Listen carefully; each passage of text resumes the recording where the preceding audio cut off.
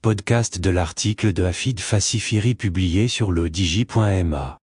L'auteur a intitulé son article « Floride, les Marocains d'Orlando face au tracas des formalités consulaires ».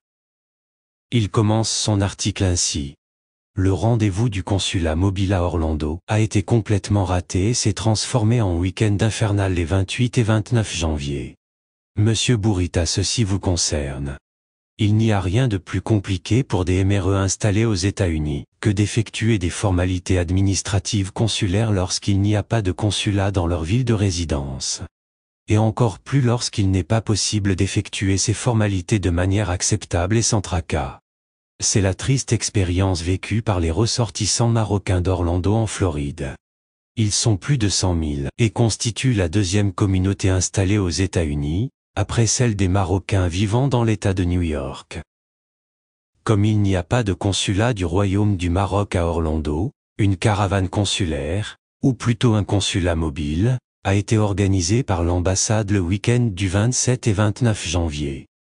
L'auteur poursuit son article ainsi. D'après nos sources, cette caravane s'est très mal passée vu une affluence record. Ce qui a produit une anarchie et une désorganisation à peine croyables. Cela faisait 3 ans que le consulat mobile n'était pas venu. Non seulement nous avons dû annuler toutes nos occupations, mais il était très difficile de faire nos papiers dans des délais raisonnables et dans des conditions normales.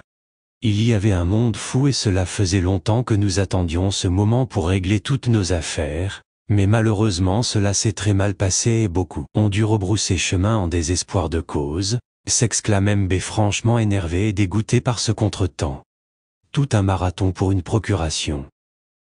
À l'ère du numérique et du digital, en 2023, il est inadmissible et incompréhensible que le nécessaire n'ait pas été fait au niveau du consulat le plus proche, qui se trouve à Miami, afin de faciliter toutes ces formalités à ces Marocains de Floride qui ont certainement un agenda professionnel très chargé et qui ont besoin d'une carte d'identité nationale d'une procuration, avant de pouvoir voler vers le Maroc pour d'autres affaires à régler.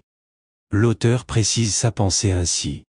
Comment expliquer en effet qu'il faille faire la file des heures, durant sans même savoir si on pourra avoir sa procuration, ou si les formalités pour une SIN seront satisfaites?